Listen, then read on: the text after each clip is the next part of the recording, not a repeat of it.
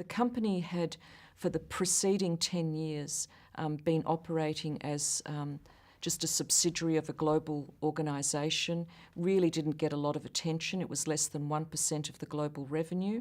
And it had actually had not made a profit for 10 years.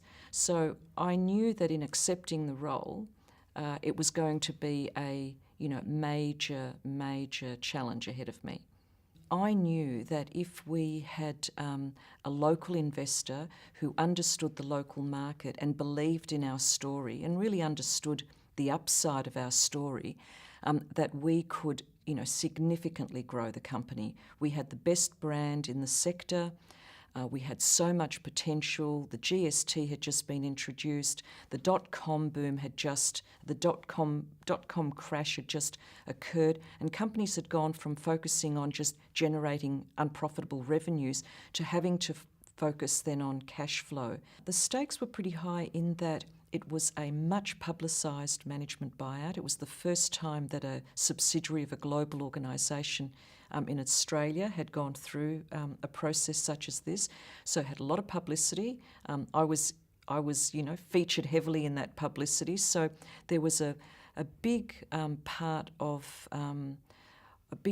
my motivation was my own personal credibility, my professional credibility and pride, and I'd made a commitment. And so, the stakes were pretty high. The challenge was that I realised very quickly, just because I was totally exhilarated by it all and was up for it and couldn't wait to get started, there were a number of members of the management team who felt very uncomfortable.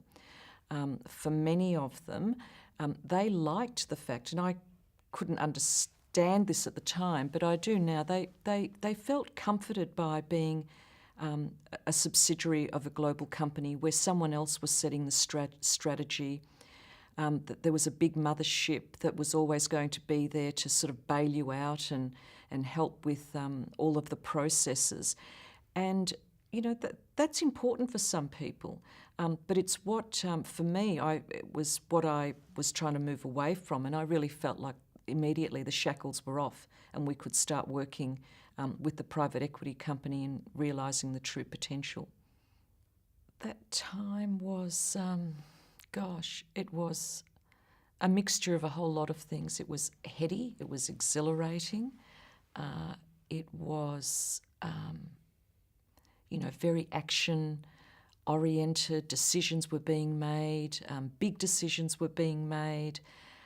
There were some people who were feeling very unsure. So it was an interesting, challenging, heady period, and I think it's what kept me, motivated and going. I mean, in a perverse sort of way, I really enjoyed it.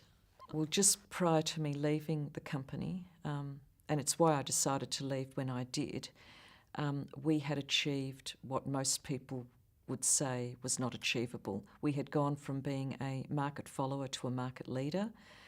We had increased the size of the company tenfold. We had been initially an unprofitable company. We had increased our profitability almost 26%.